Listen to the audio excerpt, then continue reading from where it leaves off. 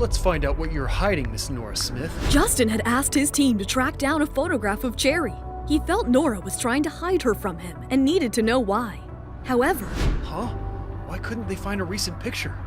Is Miss Smith trying to protect her daughter from something? As Justin was looking at Cherry's baby picture, a thought hit him.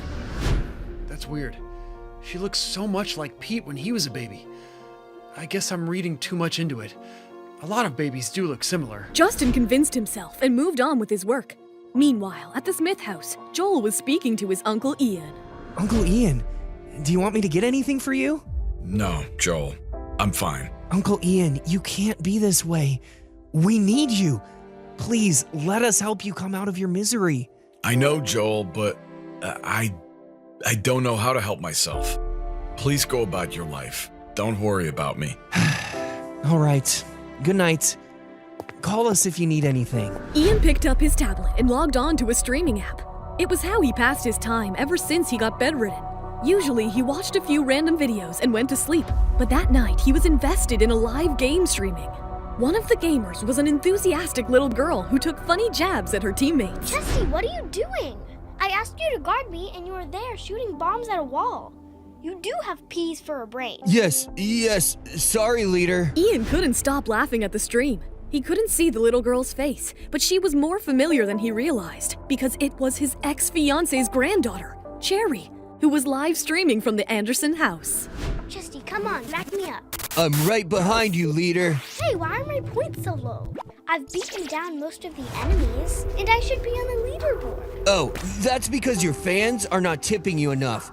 If they tip, your points will increase. Ugh, why is this so complicated? Guys, please give me some tips so that I can keep playing. It was Cherry's first time playing on a live stream, and she was still getting the hang of it. Her request urged some audience members to send her some tips, but it wasn't good enough. However, she made it to the top of the leaderboard in a few minutes as someone had tipped her $50,000. It was Ian Smith.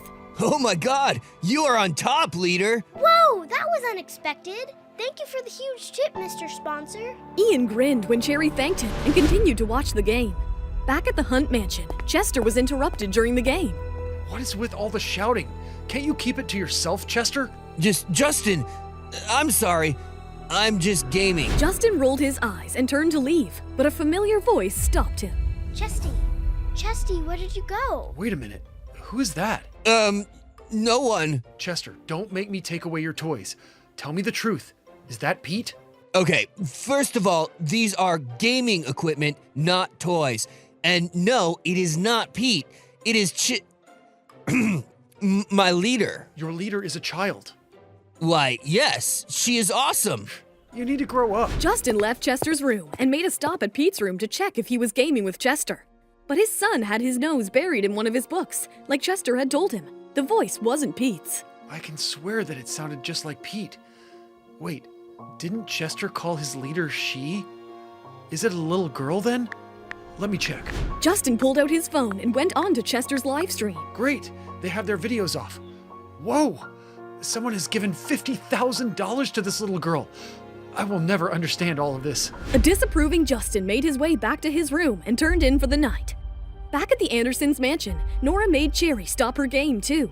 They had an early morning the next day. Oh, where are you two off to this morning? We have a school interview. Oh, that's good. Which school?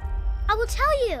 It's Golden Sunshine International. I love the name. I'm so excited. Oh my, that school is very hard to get into. Only the children from creme de la creme families are accepted there. Are you sure it's a good option, Nora? Yes, I've researched a lot. They seem to have a well-rounded curriculum.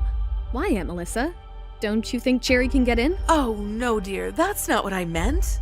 Cherry is a smart kid. However, the school is a little snobbish.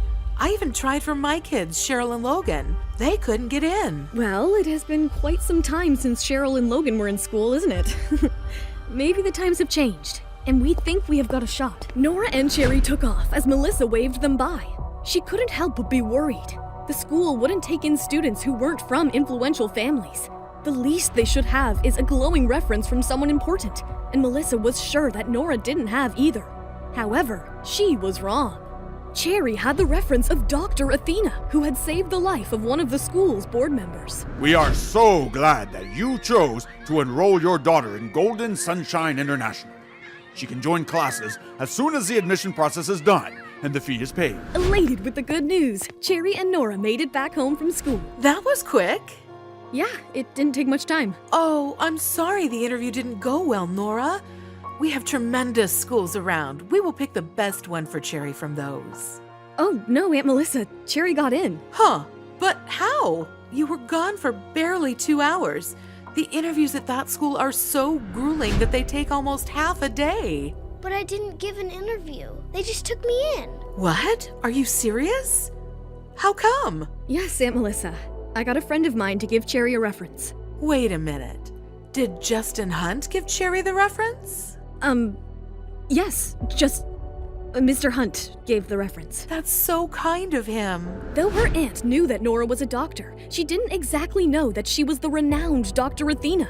And Nora wanted to keep it that way. So she took the first escape route, but just when she was about to call it a night, she was interrupted by a phone call from Justin. Hello, Mr. Hunt. What's up? How is Pete? Wow, she seems too comfortable talking to me. Hello, Miss Smith.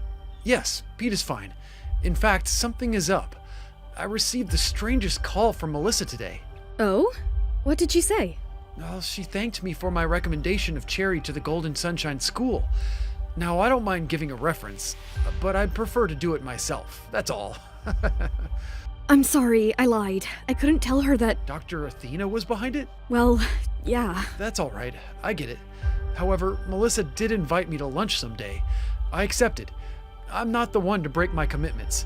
So, when shall I come? Why don't we do it tomorrow? Just you and me. Nora saw this as an opportunity to meet her son and just went for it. What about Melissa? I will get her out of this. It is my daughter you helped, anyway. All right then. It's a date. Mr. Hunt, I would love it if you could bring your son with you. Only if you bring your daughter. Like Nora, Justin also saw this as an opportunity to meet Cherry.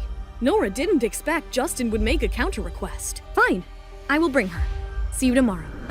Oh, you can't play me, Justin Hunt. The next afternoon, Nora went to the restaurant Justin had picked out for their date alone. She didn't take Cherry with her. Ah, Miss Smith, it's good to see you. Where's your daughter? I'm sorry, she couldn't make it. She's in school. Where is Pete? Same, he has classes. You sly man. Two can play this game, Nora. From then on, their conversation was limited, and they ate in silence. An hour into the date. I'm bored, Mr. Hunt. Let's play a game, shall we? What game are you suggesting, Miss Smith? How about Truth or Dare? All right, shoot your question. I picked the truth. The duo had 100 questions ready for each other. How deep and dark could this game of Truth or Dare between them go? Hi, Nora here. If you are wondering what happens next, then download the Pocket FM app and listen to the exciting episodes of Saving Nora Now with the link in the description.